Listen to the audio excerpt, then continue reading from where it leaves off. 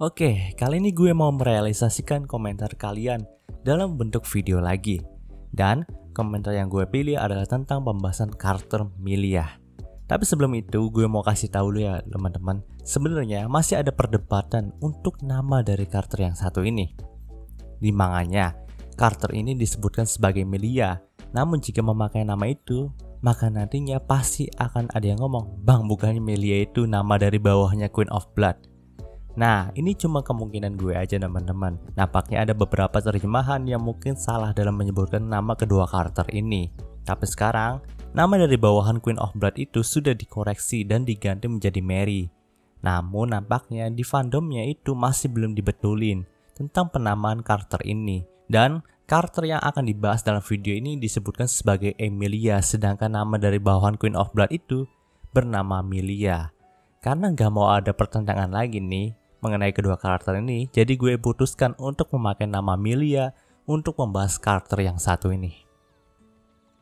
Gitu aja ya teman-teman, dan semoga nanti gak ada yang nanya tentang penamaan dari karakter ini lagi ya.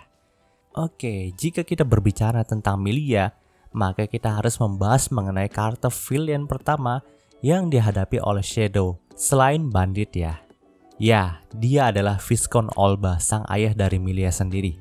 Diketahui Viscount Olba merupakan seseorang yang cukup berkuasa dan dikenal memiliki kekuatan yang cukup kuat di jagat kesatria berpedang pada saat itu. Ya, sesuai dengan gelarnya sendiri yaitu seorang Viscount, bisa dikatakan kalau Olba adalah seorang bangsawan besar dalam dunia Kage no Jitsuyokusa. Bahkan nih pernah dikatakan oleh Claire, Olba sendiri pernah mengikuti pertarungan di turnamen God of War. Ia juga merupakan pendekar pedang yang digadang-gadang bisa memenangkan turnamen bergengsi itu. Namun sayangnya usahanya itu telah dijegal oleh sang pendekar pedang terkuat di kerajaan Midgar, yaitu Iris Midgar pada putaran pertama turnamen God of War. Nah, karena rasa depresinya akan kelemahan dan juga ingin menyembuhkan kondisi putrinya dari sebuah penyakit, akhirnya Olba pun memutuskan untuk bergabung bersama Ordo Diabolos. Di sini Olba memang diiming-imingi oleh kekuatan besar yang akan diberikan oleh Ordo Diabolos jika ia bergabung. Namun hal yang paling ia utamakan adalah kondisi putrinya. Dikatakan Milia itu terkena penyakit aneh yang tidak dapat disembuhkan oleh dokter manapun.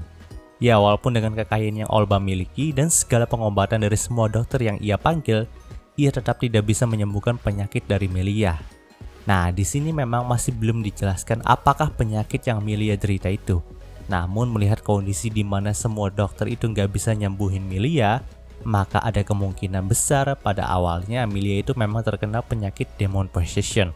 Dan saat gue baca terjemahan Inggrisnya, alasan Olba bergabung dalam Ordo Diabolos adalah karena Ordo Diabolos itu bisa memurnikan Milia. Ya, dalam terjemahan itu memakai kata cure dan bukan heal. Jadi ini bisa menambah bukti kalau memang pada awalnya Milia itu terkena penyakit Demon Possession yang dikatakan juga sebagai kutukan dari iblis Diabolos.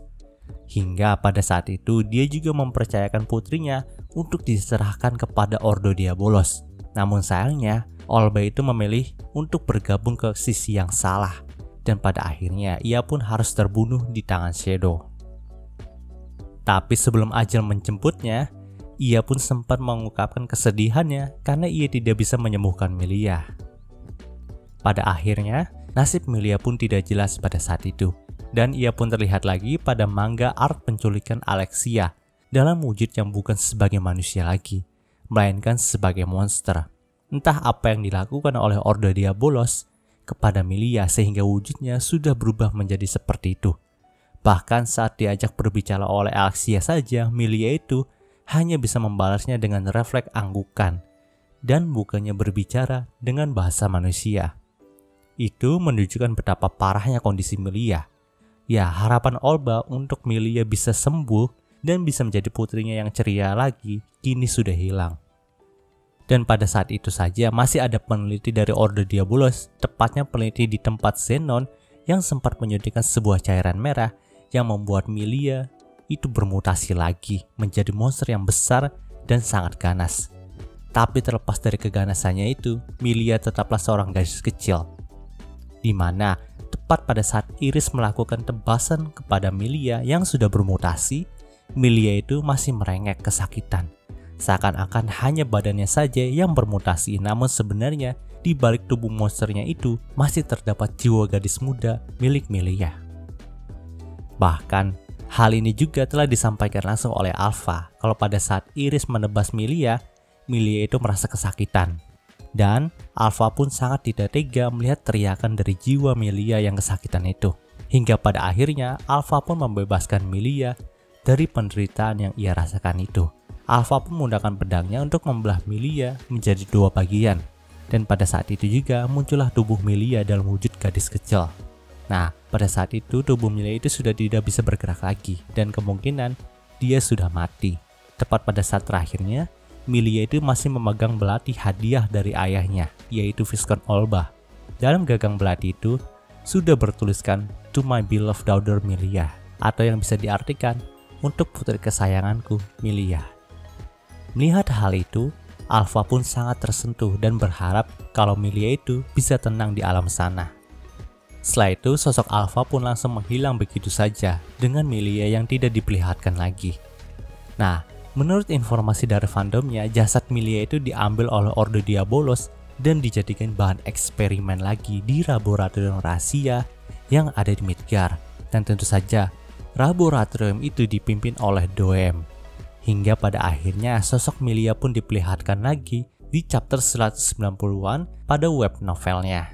Dalam chapter ini diketahui kalau jasad Milia itu dikembangkan untuk menjadi wadah dari Freya, yaitu salah satu dari 3 pahlawan yang mengalahkan iblis Diabolos. Dikatakan oleh Doem kalau memang jasad Milia itu hampir tidak memenuhi syarat untuk menjadi wadahnya Freya. Namun nyatanya Milia itu bisa mengendalikan sedikit dari kemampuan Freya. Dan pada saat itu Milia bisa dikatakan telah menjadi superhuman dan memiliki energi sihir yang luar biasa. Nah, sialnya pada waktu itu Epsilon gak tega untuk membunuh Milia yang dijadikan perisai hidup oleh Doem. Dan situasi di tempat itu juga sedang kritis di mana Epsilon, Kai dan Omega itu sudah terdesak karena banyaknya pasukan Ordo Diabolos yang menyerang mereka. Hingga pada akhirnya Epsilon, Kai dan Omega pun memutuskan untuk kabur dari sana. Namun di sini Doem itu tidak membiarkan Epsilon kabur begitu saja. Doem pun memerintahkan Milia untuk mengejar Epsilon dan yang lainnya. Di sini Milia pun menggila. Ia pun mengeluarkan medan sihir yang sangat kuat dan bisa memusnahkan segala yang dilewati oleh medan sihir itu. Namun di sini Epsilon, Kai dan Omega pun tidak tinggal diam dan hendak menahan medan sihir itu lalu mengalahkan Milia di sana. Tapi pada saat itu, sihir atomik nyasar dari Shadow itu tanpa sengaja mengenai Milia dan pada akhirnya Milia pun harus hangus terbakar karena sihir tersebut. Awalnya Epsilon mengira kalau Shadow itu ingin menghancurkan dan membunuh Milia sekali lagi. Jadi Epsilon pun memohon kepada Shadow untuk mengampuni Milia karena sebenarnya Milia itu nggak salah. Dia cuma dimanfaatkan aja oleh Ordo Diabolos. Mendengar hal itu, Shadow pun memakluminya dan menyembuhkan luka bakar dari Milia. Di saat terakhir, Epsilon yang iba karena kondisi Milia pun akhirnya memutuskan untuk membawa tubuh Milia dan menyembuhkannya dari cuci otak Doem. Ketika gue melihat kisah Milia yang seperti ini, damn, ini kejam banget sumpah.